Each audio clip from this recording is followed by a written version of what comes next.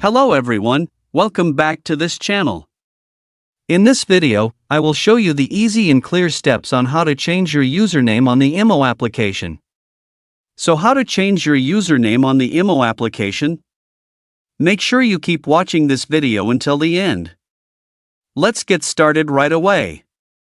Firstly, open the IMO app on your Android device. This is the initial screen of the IMO app. Next, tap the profile icon in the top left of the screen. A scrolling menu will appear. Next, tap your profile menu here. A profile menu like this will appear. Next, tap the Edit button below. Next, tap Username.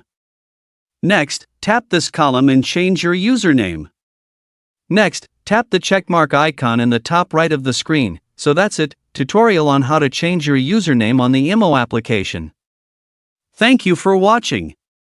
I hope this video was helpful. See you in the next video.